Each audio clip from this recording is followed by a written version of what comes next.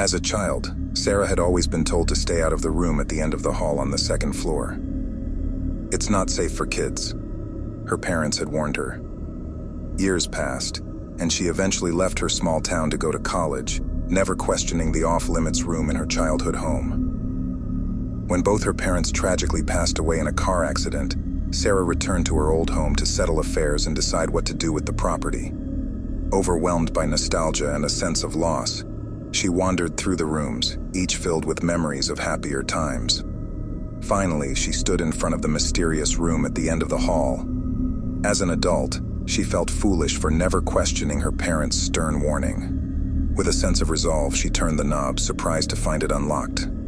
The door creaked open to reveal a room that seemed to be frozen in time. It was a study, with walls lined with old books and parchment, a writing desk, and a dusty armchair. It felt like stepping into a different era. On the desk lay an open journal, its pages yellowed with age. Curiosity getting the best of her, Sarah began to read the journal. It was filled with entries about secret experiments, alchemical formulas, and sketches of strange symbols she couldn't understand. As she turned the pages, she found a letter tucked between them. It was from her father to her mother, written before she was born. "Marie, I've made a grave mistake.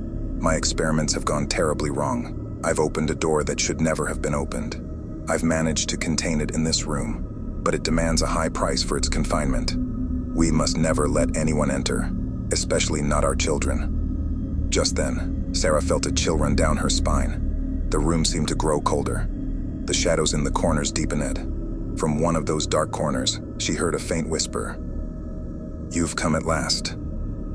Panicked, she slammed the journal shut and dashed out of the room, locking the door behind her. Her heart pounding, Sarah realized her father's warning wasn't a form of overprotection. It was a desperate containment measure, and she might have just let something out that was never meant to be free.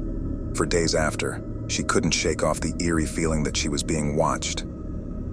Strange occurrences began happening around the house, lights flickering, doors creaking, and objects mysteriously moving. Sarah contacted a team of paranormal investigators to find out what she had unleashed. Upon researching the symbols and formulas in the journal, they found that they corresponded to ancient rituals meant to contact other dimensions. "Your father was dabbling in dangerous arts," said the lead investigator. "It seems he managed to contain whatever entity he summoned in that room, but now it's free." Realizing she couldn't live in the house any longer, Sarah made a painful decision. With the guidance of the investigators, she performed a ritual to seal the entity back into the room. It took days of preparation and a night of intense, frightening activity, but when it was over, the house felt lighter, less oppressive. "I think it worked," Sarah sighed, exhausted but relieved. As she prepared to leave her childhood home for the last time, she took one last look at the room at the end of the hall. It remained sealed, its door now adorned with a multitude of locks and warnings. She couldn't shake the feeling, though, that something behind that door was patiently waiting, biding its time until it could be free again. Sarah sold the house, making sure to warn the new owners never to open that room. But deep down, she knew that some doors are better left unopened, some secrets better left buried, for once they are free, they may never be contained again.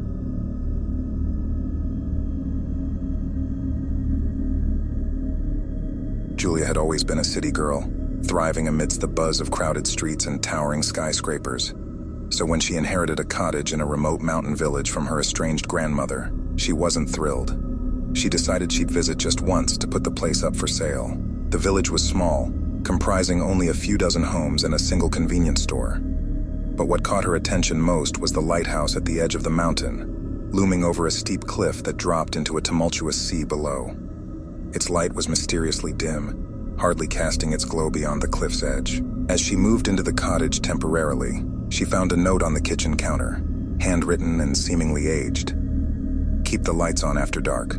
Always. G." Puzzled, Julia shrugged off her late grandmother's ominous advice. She assumed it was a precaution against burglars or wild animals, common concerns in remote places. The first night was quiet, almost too quiet for Julia's comfort. She missed the usual city noise that lulled her to sleep. Just when she began to doze off, she heard it. A scratching noise, like nails on a chalkboard, but softer, almost like a whisper. She dismissed it as the house settling, turned off the lights and went to bed. The next day, Julia met Eleanor, a neighbor in her 60s. "You're Emily's granddaughter, aren't you? Welcome to our village." Eleanor greeted her warmly, but her eyes carried a cautionary look. "Do you know why my grandmother suggested keeping the lights on?" Julia asked, driven by the nagging feeling from the night before. Eleanor hesitated. "Some say the lighthouse isn't just a beacon for ships. It also keeps something else at bay. Something that doesn't like the light." Julia was both intrigued and skeptical. She was a rational person, not one to fall for local legends. Yet that night she kept the lights on, just in case. It was around midnight when she heard the noise again. This time it was accompanied by a cold breeze sweeping through her room. She got up to check the windows, which were securely closed. Then she noticed it. The room was darker than it should have been. She checked the hallway. Every light she had turned on had been turned off. Suddenly she felt a presence, as if she was being watched. Her gaze shifted to the window and met two glowing eyes staring right back at her. Screaming, she bolted from the room, flipping on every light switch she passed. When she turned to look, the eyes were gone. Shaken, she called Eleanor. "You saw it, didn't you?" Eleanor's voice trembled. "It's the Night Watcher. It's real." Julia spent the night at Eleanor's, unable to muster the courage to return to the dark cottage. The next day they visited the old lighthouse, finding its caretaker, Mr. Simmons, who was surprisingly unsurprised by Julia's experience. "The light must be kept strong, or the Night Watcher will grow bolder. I've been trying to fix this ancient machinery for days," he said. Determined, Julia decided to stay and help. They spent days sourcing parts and repairing the lighthouse. On the final night, as they ignited the beacon, its light blazed brighter than it had in years, casting its protective glow far and wide. As Julia looked out towards the cottage, she felt the weight of the gaze again. But this time, it retreated, eclipsed by the powerful beam from the lighthouse. Her work there done, Julia returned to the city but decided to keep the cottage, occasionally visiting to ensure the lighthouse's light never dimmed again. As for the Night Watcher, it remained a whisper, a glimpse in the dark, forever lurking but never daring to approach the light. And so, the village lived on, a little safer, its residents a little wiser, and its legend a little truer. All thanks to Julia, the reluctant heroine who battled the shadows and won.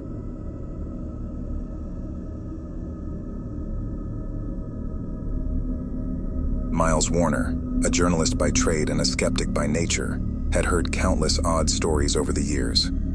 But none had captivated him as much as the enigmatic tales surrounding Mr. Thistlewood's garden. A retired botanist, Mr. Thistlewood lived in a Victorian-era mansion, surrounded by a lush, verdant garden. The garden was the source of numerous local legends, the most extraordinary of which claimed that the plants responded to human emotions.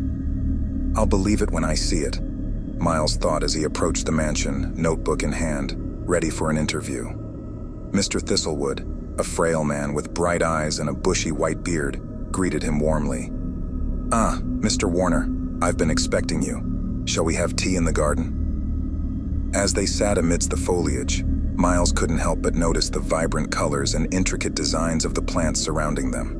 They seemed to pulse with life in a way he had never seen before. Mr. Thistlewood chuckled. "You look puzzled, my boy. Don't tell me you're one of those who doesn't believe the legends." "I deal in facts," Miles replied cautiously. "Very well," Mr. Thistlewood said, his eyes twinkling. "How about a demonstration?" As he spoke, he beckoned Miles to a peculiar flower, its petals a pale shade of blue. "This, Mr. Warner, is the Empethus bloom. Watch closely." Mr. Thistlewood closed his eyes and took a deep breath, as if meditating. To Miles's disbelief, the flower's petals changed hue, adopting a bright, joyous shade of yellow. "Coincidence?" Miles muttered, scribbling in his notebook. "Is it?" Mr. Thistlewood smirked. "How about you give it a try?" Miles sat in front of the flower, skeptical but curious. He closed his eyes, recalling a recent heartbreak, the sadness still fresh in his mind. When he opened his eyes, he was shocked to find the flower's color had deepened to a somber shade of purple. Stunned, Miles asked, "How is this possible?"